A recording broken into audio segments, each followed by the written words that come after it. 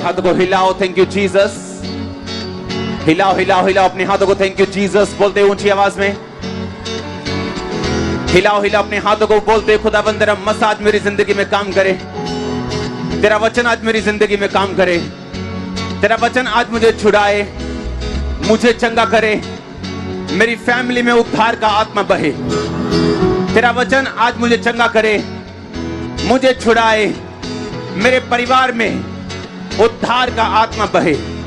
तेरे वचनों के द्वारा मैं आशीषों को पाऊं, छुटकारों को पाऊं और आगे बढ़ूं। खुदाबंद सर्वशक्तिमान परमेश्वर, तेरा आत्मा आज गहरे भेदों को मुझ पे जाहिर करे। मैं अपने मन को खोलता हूं, अपने दिल को खोलता हूं, अपनी आत्मा को ग्रहण करने योग्य बनाता हूं, ताकि जो कुछ मैं सुनूं मैं 100 गुना फलों को लेके आऊं।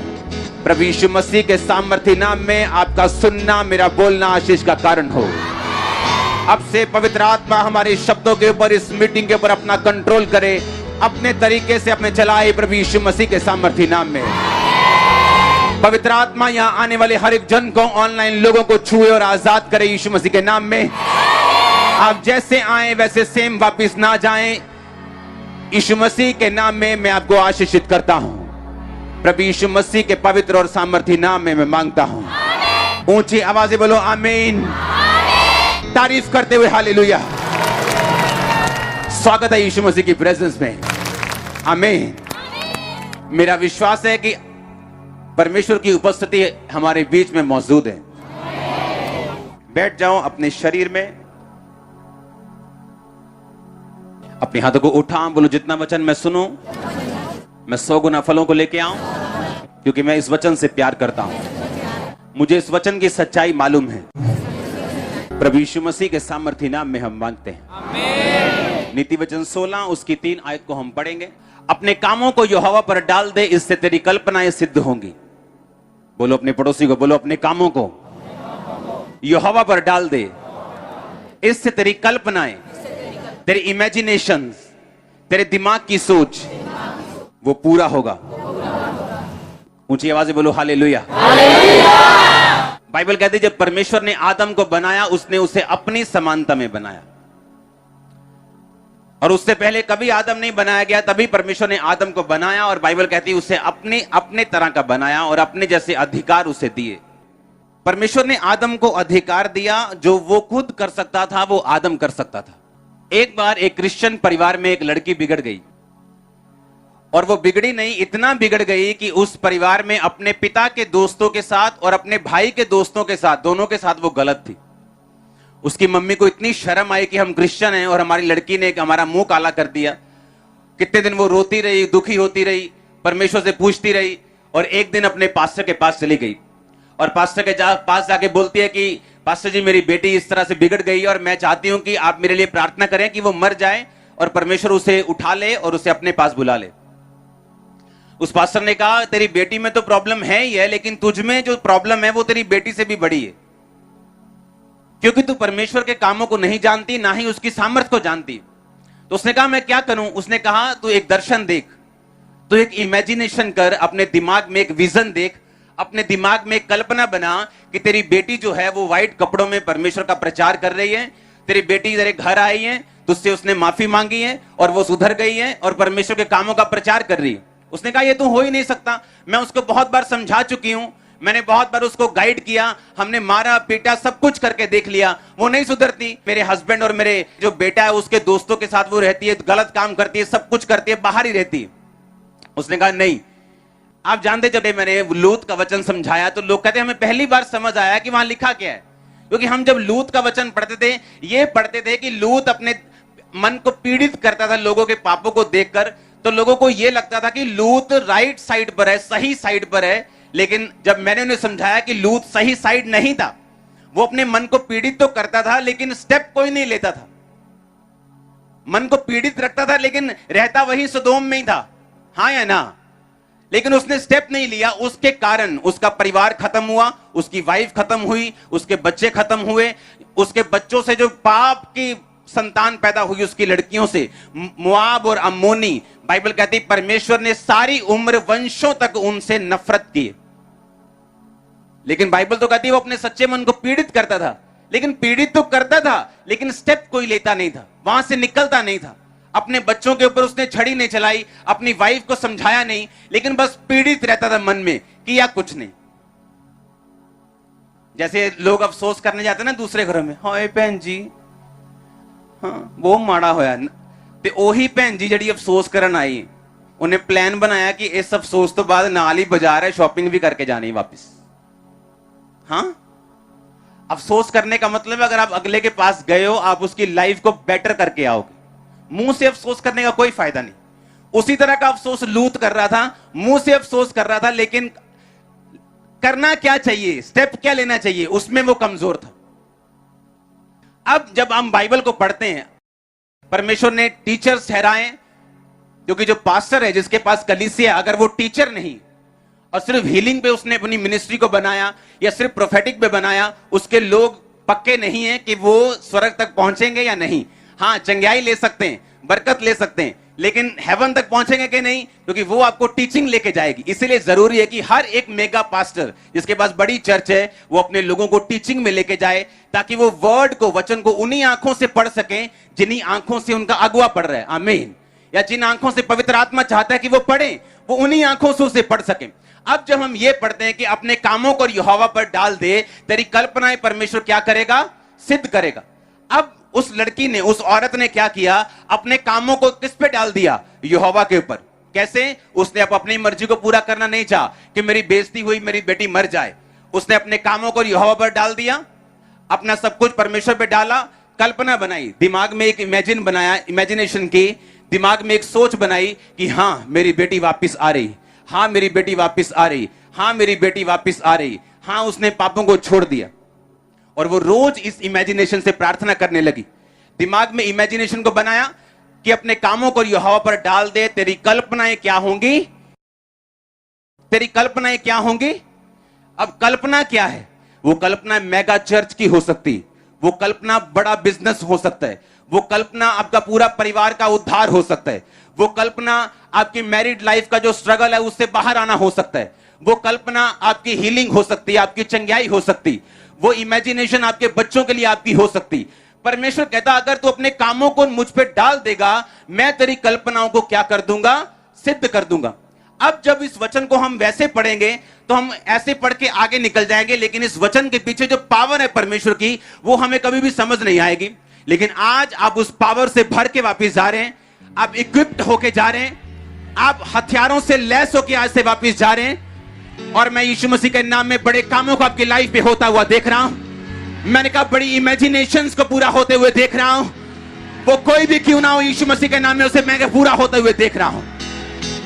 परमेश्वर कहता तेरी कल्पनाएं सिद्ध होंगी। उसने ये नहीं कहा पर तेरी कल्पना इस लेवल की होनी चाहिए, तेरी कल्पना आगे नहीं जानी चाहिए, तेरी कल्पना बस 10,000 लोगों से ऊपर नहीं होनी चाहिए, तेरी कल्पना बस हीलिंग इतनी होनी चाहिए, कैंसर की कल्पना नहीं होनी चाहिए कि वो हील हो जाए, बस सिर दर्द तक रहनी चाहिए। उसने ये नहीं कहा।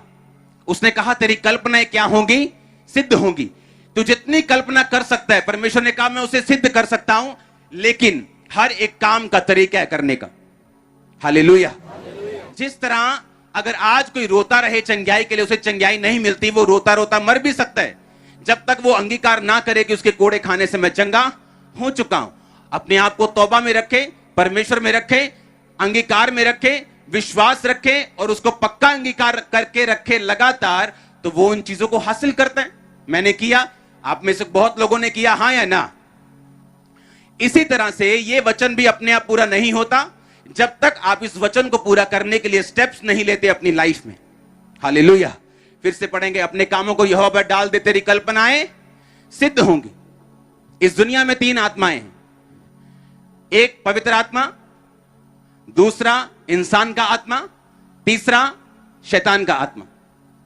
ये पावर, ये इमेजिनेशन, उत्पत्ति वाली हम वचन को पढ़ेंगे, 30 बाब वाले वचन को। लाबान ने उससे कहा यदि तेरी दृष्टि में मैंने अनुग्रह पाया है तो यहीं रह जा, क्योंकि मैंने अनुभव से जान लिया कि यहोवा ने तेरे कारण से मुझे आशीष दी है। फिर उसने कहा तू ठीक बता कि मैं तुझको क्या दूं और मैं उसे तुझे दूंगा। उसने कहा तू जानता है कि मैंने तेरी सेवा कैसे की है और तेरे पशु मेरे पास किस प्रकार से रहे, मेरे आने से पहले वो कितने थे अब कितने हो गए। यहोवा ने मेरे आने पर तुझे आशीष दी है, पर मैं अपने घर का काम कब करने पाऊंगा। फिर उसने कहा मैं तुझे क्या दूं। याकूब ने कहा तो मुझे कुछ ना दे, मेरे लिए काम कर, फिर मैं तेरी भेड़ बकरियों को चराऊंगा और उनकी रक्षा करूंगा। मैं आज तेरी सब भेड़ बकरियों के बीच होकर निकलूंगा। जो भेड़ या बकरी चित्ती वाली और चित कबरी हो, और जो भेड़ काली हो, जो बकरी चित कबरी और चित्ती वाली हो, उन्हें मैं अलग कर रखूंगा और वे मेरी मजदूरी की ठहरेंगी। जब आगे को मेरी मजदूरी की चर्चा तेरे सामने चले, तब धर्म की यह साक्षी होगी, अर्थात बकरियों में से जो कोई चित्ती वाली या चित कबरी हो, या भेड़ों में से जो कोई काली ना हो और मेरे पास मिले तो वो चोरी की होगी। तब लाबान ने कहा तेरे कहने के अनुसार हो।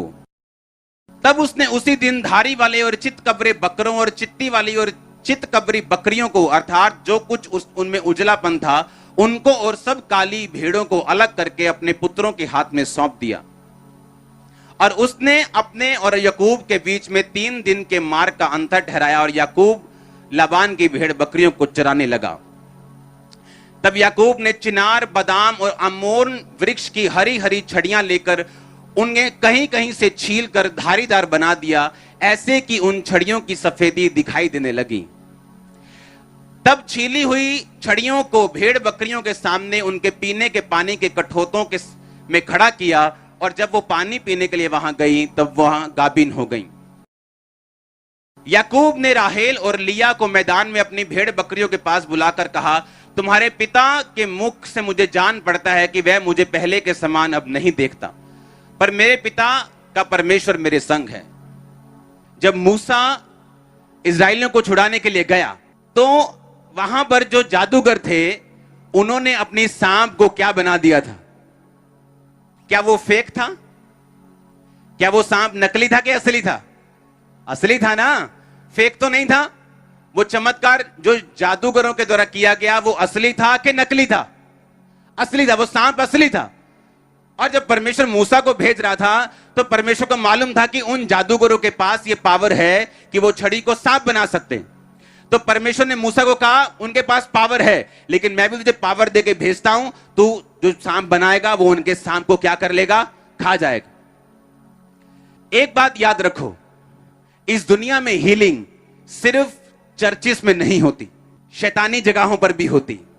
अगर आपको ना मालूम हो तो मैं आपको बता सकता हूं, क्योंकि जो लोग इमेजिनेशन की पावर को समझते हैं, याद रखो जब परमेश्वर ने आदम को बनाया उसे कहा फ्रूटफुल हो, बच्चे जन, हां या ना। अगर वो आदम परमेश्वर से हट जाए तो क्या उसके बच्चे होते हैं कि नहीं होते? होते हैं। तभी तो दुनिया की आबादी बढ़ रही है। अगर कोई क्रिश्चियन नहीं है तो बच्चे उन्हें बंद हो जाते हैं क्या? क्यों? क्योंकि परमेश्वर ने आदम के लिए ये रूल ठहराया और उसको इस सिस्टम में डाल दिया। अब ध्यान से समझना, चाहे वो मसीह से हट जाए लेकिन बच्चे तब भी दुनिया के बच्चे हो रहे हैं कि नहीं हो रहे? जब परमेश्वर ने आदम को बनाया, बाइबल कहती उसने आदम को अपनी ही समानता में, यानी जब परमेश्वर आदम को बना रहा था उसने ये नहीं सोचा कि मैं इसको कम बनाऊंगा, उसने कहा मैं इसको अपने जैसा बनाऊंगा। बाइबल कहती इस जगत की नींव को, आप जानते हैं धरती के नीचे पानी है कि नहीं? कोई 1000 फुट पे है, पंजाब में 100 फुट पे, 150 फुट पे है, लेकिन धरती के नीचे पानी। परमेश्वर ने पानी के ऊपर धरती की नींव को स्थिर किया। और कैसे किया? बाइबल कहती परमेश्वर ने कहा बुद्धि से ही तूने धरती की नींव डाली, और समझ के द्वारा उसको क्या किया? स्थिर किया। बुद्धि यानी जब परमेश्वर ने धरती की नींव डाली तो सबसे पहले उसने अपने दिमाग में उसे इमेजिन किया, और जब परमेश्वर ने इमेजिन किया अपनी बुद्धि से, तो परमेश्वर ने अपने इमेजिनेशन के ऊपर अपने वर्ड को भेजा, आकाश बन जाए, पृथ्वी बन जाए। तो बाइबल कहती है वो वैसा ही हो गया। अब जब परमेश्वर ने आदम को बनाया, अब परमेश्वर ने वही अधिकार सेम आदम के अंदर डाले हुए हैं। जब, सुनो मेरी बात, हम जब सॉन्ग गाते हैं, हां मस्से का सॉन्ग गाते हैं, आपको सामर्थ फील होती है कि नहीं होती? हमें दिल करता ताली बजाऊं जोर से, है ना? करता है कि नहीं? एक दिल करता मैं नाचूं, किसी का दिल करता है मैं जोर से हालेलुया, करता है कि नहीं करता? वही सेम सॉन्ग अगर आप शैतानी लगा दें, हां, वो डांस करने का दिल करता है कि नहीं करता? क्यों? क्योंकि वो भी एक पावर है। लेकिन वो पावर किसकी है? शैतान की। और ये पावर किसकी है? आज लोग अगर आप देखें जापान में, चाइना में, तो ऐसी उनके पास तरीके हैं जिससे वो आदमियों को हील करते हैं अपनी इमेजिनेशन से। पर वो आत्मा उद्धार का आत्मा नहीं, और वो लिमिटेड है। मूसा जिन जादूगरों के साथ उसका सामना हुआ, वो सांप बना सकते थे, अच्छा उसके बाद अपना हाथ ऐसा कर सकते थे, उसके बाद थोड़े बहुत मिरेकल कर सकते थे, लेकिन मूसा बड़े के बाद बड़ा चमत्कार करता गया, उन्होंने हाथ खड़े कर दिए, कहते इसके बाद कुछ नहीं हो सकता। हाँ या ना? सुनो मेरी बात, कहीं आप देशों में चले जाओ, इमेजिनेशन से कहते भाई ये इमेजिन करना, आप इस तरह से ध्यान करेंगे और आपको चंगाई मिल जाएगी। करते कि नहीं करते? और वो रियल है, क्योंकि उनको ये रूल मालूम है कि अपनी इमेजिनेशन को एक्टिवेट करके हम मटेरियल वर्ल्ड के ऊपर, दुनियावी वर्ल्ड के ऊपर हम कब्जा कर सकते हैं। उन्होंने कहा अपनी सोच के ऊपर कब्जा करके हम अपने दुनियावी जो दुनिया की चीजें हैं उन पर कब्जा कर सकते हैं। और इसीलिए वो ध्यान करवाते हैं, बोलते ध्यान करो, और लोग हील भी होते। लोग बोलते हैं कि मैं वहां पे गया, उन्होंने ध्यान करने के लिए बोला, ये किया और मैं हील हुआ, लेकिन वो एक लिमिटेड लेवल तक है।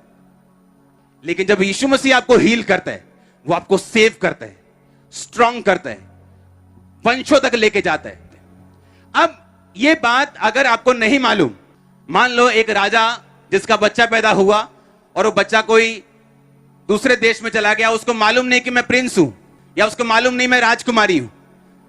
जब तक उसको ये मालूम नहीं और जब तक वो अपने देश में ना आए, तब तक वो अपने अधिकारों का प्रयोग नहीं कर सकती, अपने लाइफ को उस लेवल पर एंजॉय नहीं कर सकती जिस लेवल में वो पैदा हुई। हाँ या ना?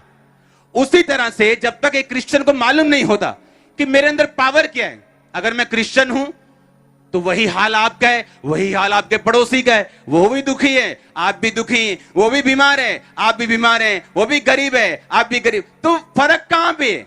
क्योंकि हमने अपने अधिकारों का प्रयोग ही नहीं किया, हमने अपने अधिकारों को पहचाना ही नहीं, हमको मालूम नहीं हम कर क्या सकते हैं। बाइबल कहती, याकूब कहता अपने मामा से, कहता प्लीज मुझे घर भेज दे, मैंने अब तेरी बेटी के लिए 7 साल सेवा की, फिर 7 साल सेवा की, मैं अपने घर जाना चाहता हूं, मैं अपने घर का काम कब करने पाऊंगा? कहता नहीं नहीं यहीं रुक जा, तेरे रुकने से मुझे आशीष मिली, मेरी भेड़ बकरियां बढ़ गई। याकूब ने सोचा ये ऐसे मुझे जाने नहीं देगा, उसने स्कीम लगाई। मैं आपको आसान भाषा में आपको एक्सप्लेन करूंगा वो स्कीम क्या थी। उसने कहा ठीक है, मैं तेरी भेड़ बकरे को चराऊंगा, तुझसे कुछ नहीं लूंगा, पर एक शर्त है, ये काली भेड़ बकरियां, मैं आपको इमेजिन बता रहा हूं कि आप ऐसा सोच लो, क्योंकि चितकबरी धारी वाली आप कंफ्यूज हो जाओगे। उसने कहा सारी काली भेड़ें, काली भेड़ के पति, काली बकरियां, काली ही बकरियों के पति सब मुझे दे दे, सारे काले मुझे दे दे। जितने काले होंगे और उनमें जो बच्चे अगर पैदा हुए, अगर वो सफेद हुए, वो मेरी तनख्वाह, बाकी सब तेरा। उसके मामा ने सोचा ये तो लॉटरी लग गई। अब काली मां है, अफ्रीका की मां है, अफ्रीका का बाप है, बच्चा अंग्रेज पैदा होगा ही नहीं।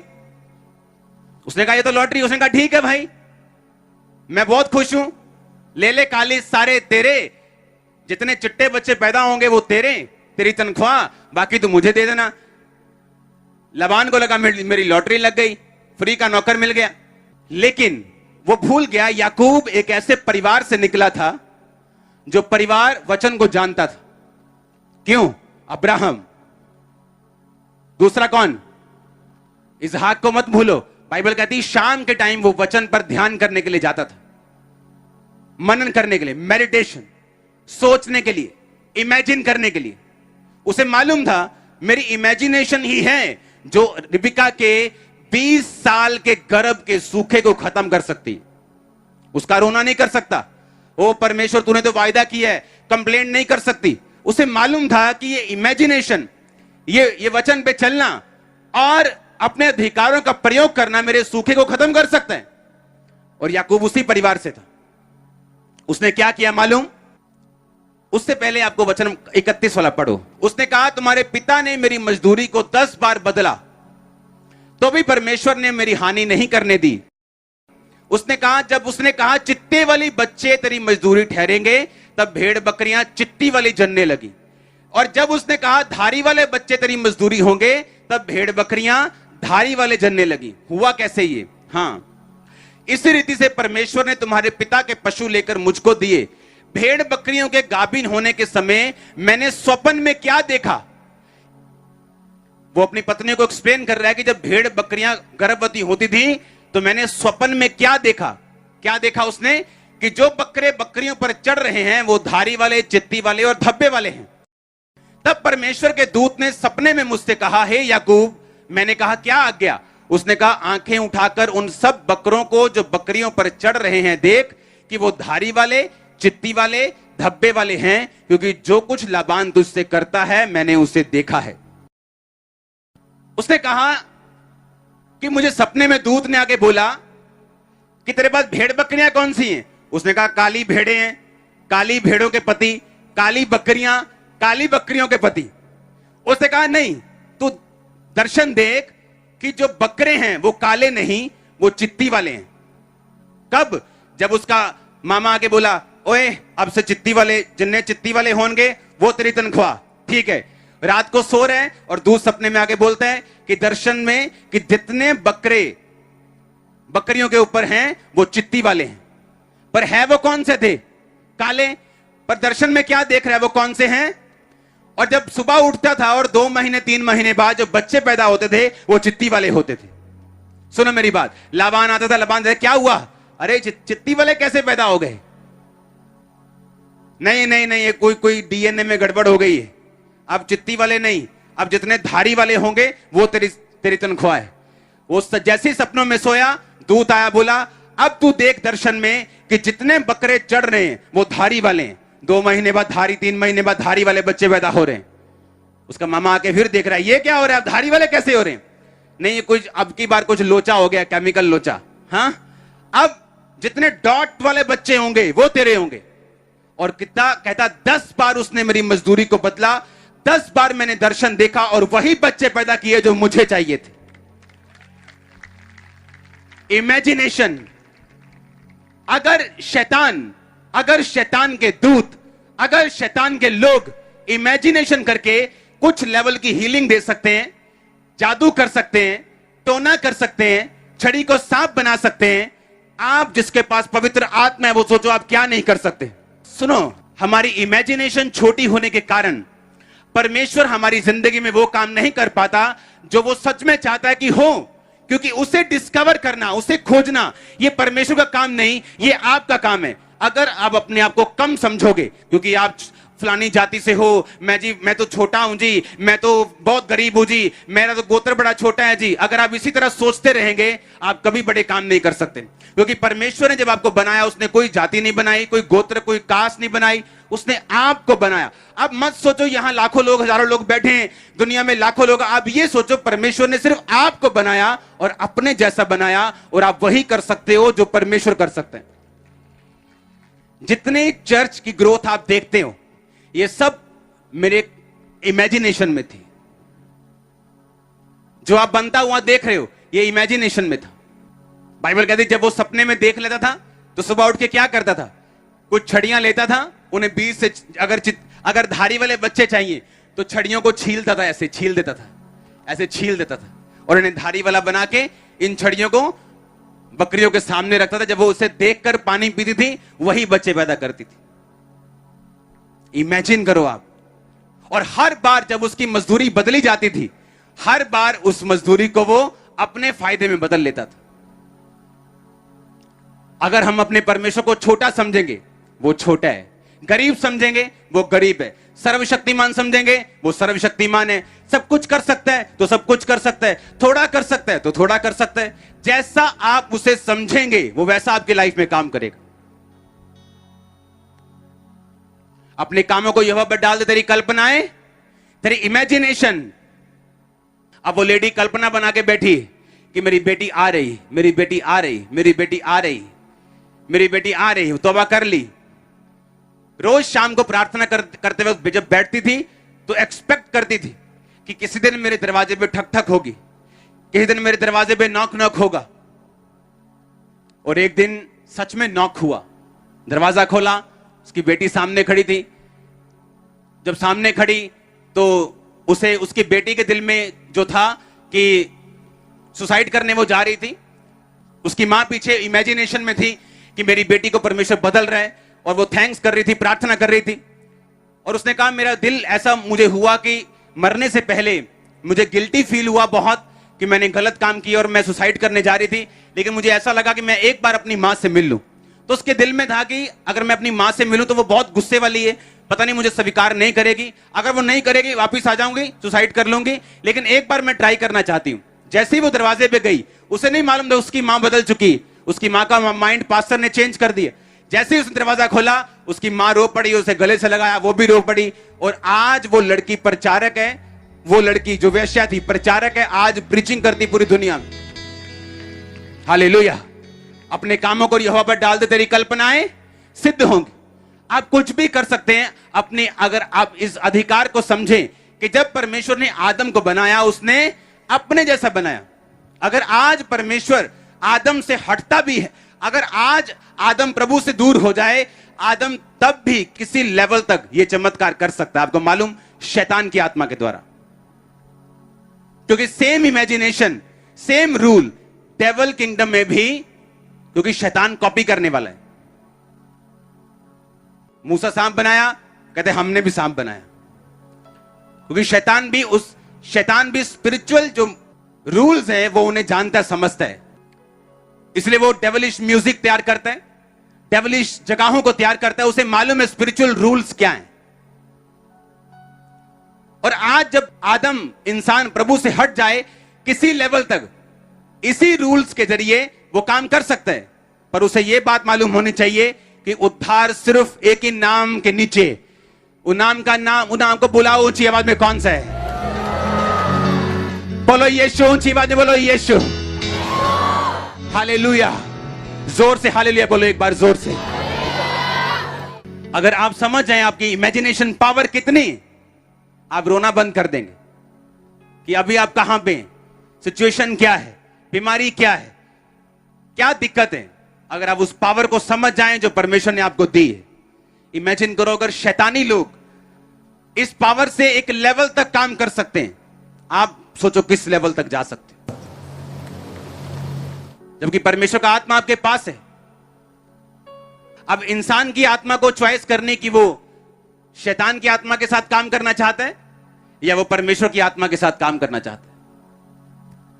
एक जादूगर जो सांप को, छड़ी को सांप बना रहा है, हो सकता है अपनी लाइफ में हर तरफ वो फेल हो, बस वही पावर उसके पास। लेकिन जब आप उसको सांप बनाएंगे, आप चारों तरफ से सक्सेसफुल होंगे साथ साथ। क्यों? क्योंकि आप परमेश्वर की आत्मा से जो काम कर रहे हैं, आप उसमें सुरक्षित भी हैं। परमेश्वर ने बुद्धि से लिखा, धरती की नींव को डाला, समझ से उसको स्थिर किया, और वही बुद्धि परमेश्वर ने आपको दी। और बाइबल कहती है जब आप परमेश्वर का डर मानते हैं, पाप से दूर रहते, शराब से दूर रहते, व्यभिचार से दूर रहते, खिलाफत से दूर रहते, निंदा से दूर रहते, बाइबल कहती है वो बुद्धि आप में होती। और वही बुद्धि अगर आप में है, वो विजडम आप में है, वो विजडम आपको लीड करेगी कि आप इमेजिनेशंस को अपने हार्ट में रखें, और वो आपकी अगुवाई करेगी उन्हें पूरा करने के लिए भी। अब आपने पावर तो समझ ली कि इमेजिनेशन क्या कर सकती, कल्पनाएं सिद्ध कैसे हो सकती। आपने ये तो समझ लिया कि ये हो सकता है, मैं इमेजिनेशन के थ्रू हीलिंग ले सकता हूं, डिलीवरेंस ले सकता हूं, बढ़ सकता हूं। लेकिन अब आप याकूब की तरह छड़ियां छीलोगे, क्योंकि उसको तो बकरियों की प्रॉब्लम थी, लेकिन आप बकरियों की प्रॉब्लम से नहीं आए हो, हाँ या ना? अब आपको कौन बताएगा कि आपकी सिचुएशन में आप क्या करें? याकूब को तो मालूम है कि आज उसका मामा मजदूरी बदल गया, कि बोलता धारी वाले बच्चे तेरे होंगे, उसने छड़ियां धारी वाली करके उनके सामने रख दी, क्योंकि उसको दर्शन आ चुका था, दूत उससे बात कर चुका था। मैं कह रहा हूं आपको कैसे मालूम कि आप क्या करेंगे? अगर आपको सेवा में बढ़ना है आप क्या करेंगे? अगर आपको हीलिंग में बढ़ना है आप क्या करेंगे? अगर आपको परिवार का उद्धार चाहिए आप क्या करेंगे? आपको यूज होना है प्रभु के लिए आप क्या करेंगे? ये आपको बताएगा दो चीजें, परमेश्वर की बुद्धि और परमेश्वर का आत्मा आपकी अगुवाई करेगा। और याद रखो, जब परमेश्वर की बुद्धि आप में काम करती, परमेश्वर ने वचन में लिखा कि बुद्धि से ही उसने आकाश को बनाया, बुद्धि से ही जगत की नींव डाली, समझ से ही उसे स्थिर किया। यानी जब परमेश्वर की बुद्धि आप में होगी तो वो बुद्धि आपके अंदर हेल्प करेगी आपको उन इमेजिनेशंस को जो आपके दिल में हैं उन्हें प्रैक्टिकली आपकी जिंदगी में पूरा कैसे करना है, कौन से स्टेप लेने, किधर जाना है, क्या करना है। धीरे धीरे धीरे छोटे लेवल से वो आपको सिखाना शुरू करेगा। और बाइबल क्या कहती? परमेश्वर की बुद्धि आपकी अगुवाई नहीं कर सकती अगर आप पाप में हैं, अगर आपने लोगों की प्रॉपर्टीज के ऊपर कब्जा किया हुआ, अगर आपने व्यभिचार करते हैं, अगर आप ब्लू फिल्में देखते हैं, अगर आप नशे करते हैं, तो बाइबल कहती है परमेश्वर का डर बुद्धि की शुरुआत है। अगर परमेश्वर का डर आप में है तो उसकी बुद्धि की आपके अंदर शुरुआत हो गई। और जब आपके अंदर परमेश्वर की बुद्धि आ गई, आप इमेजिन करेंगे, वो आपको गाइड करेगी अब इस इमेजिनेशन को पूरा कैसे करना है, कौन सा स्टेप लेना है, कैसे प्रार्थना करनी, क्या बोलना है, कैसे अपनी लाइफ में चलना है।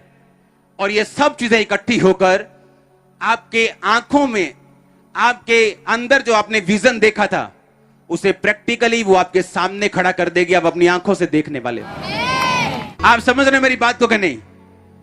परमेश्वर का डर बुद्धि की क्या है? शुरुआत है। मैं कुछ वचन पढ़ूंगा नीति वचन के बीच से, आप उसे सिर्फ सुनना।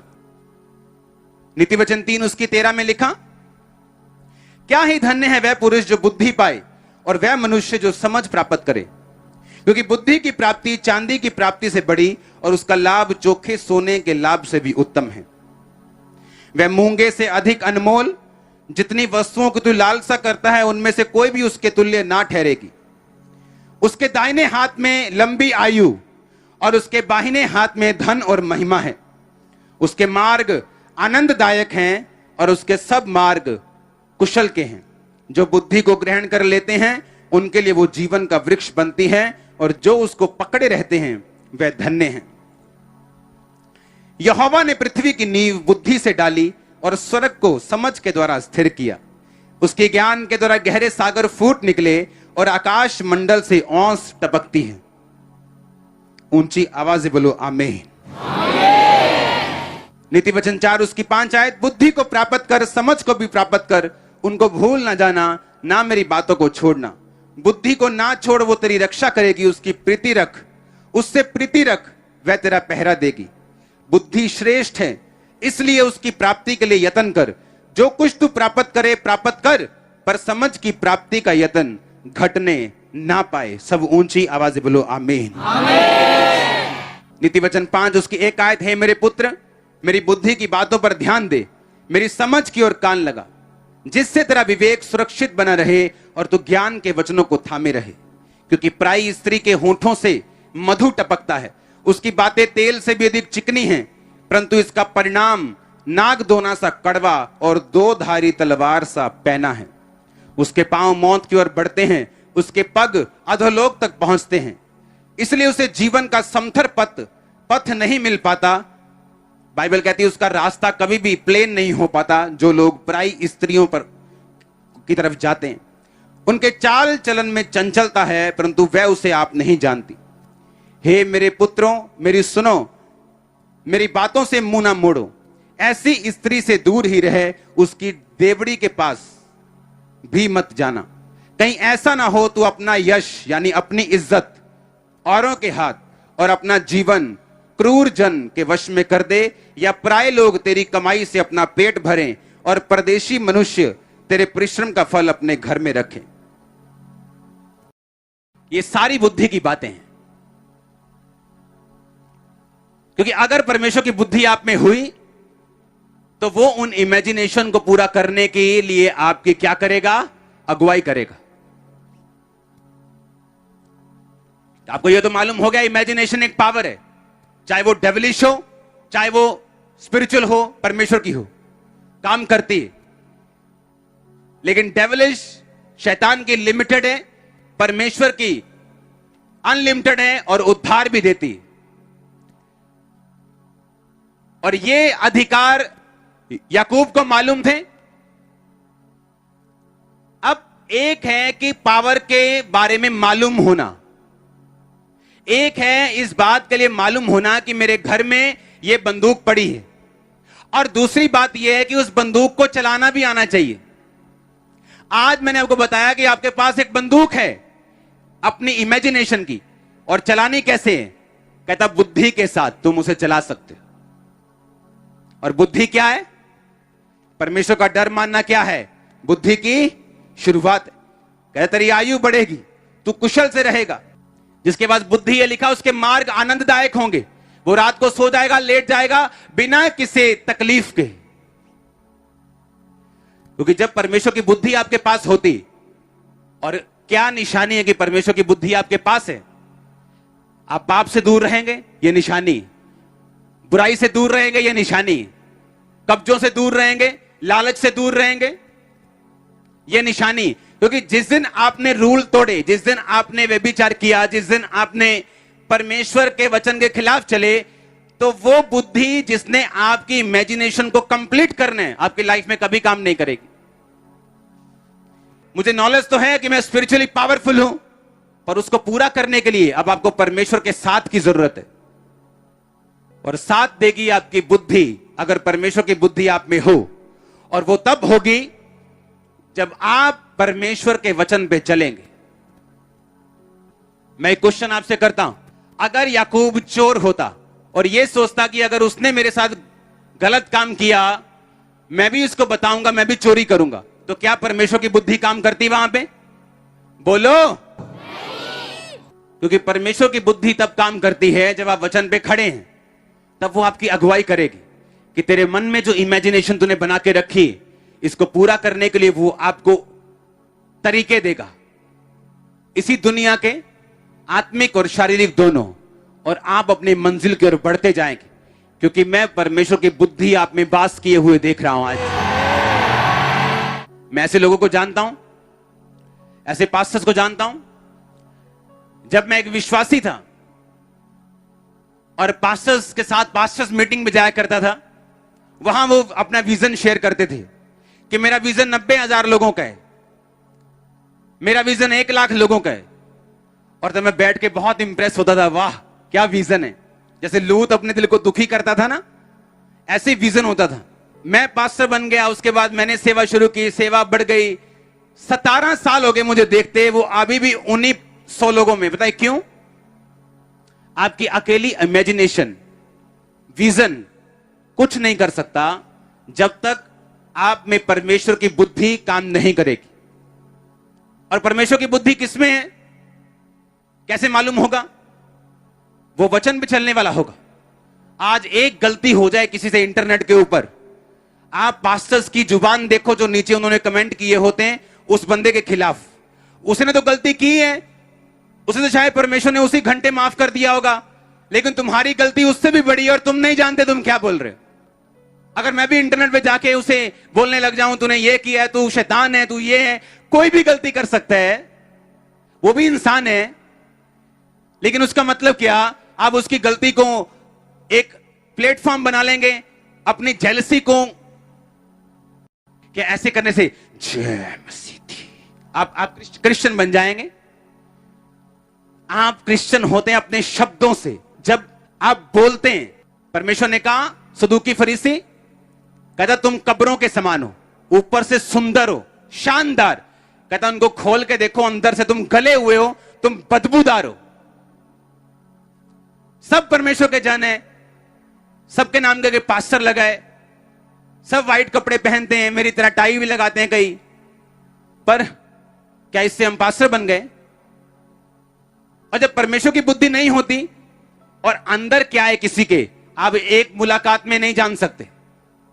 इन सिचुएशन से जब घटनाएं होती हैं ऐसी, और उन पास्टर्स के मुंह से देखो क्या निकल रहे हैं, कितनी घटिया और कितनी निंदा की बातें निकल रही, इससे मालूम होता है कि जो उनकी इमेजिनेशन है वो क्यों पूरी नहीं हुई, वो क्यों परमेश्वर उनकी इमेजिनेशन को पूरा नहीं करता, क्यों उनके दर्शनों को पूरा नहीं करता। इसीलिए क्योंकि इमेजिनेशन पूरा करने के लिए आपको एक स्पेशल अगुवाई चाहिए, वो वही कर सकता है जिसके अंदर परमेश्वर की बुद्धि है, और बुद्धि उसी के अंदर है जो निंदा और चुगली से, इन झगड़ों और झमेलों से दूर है।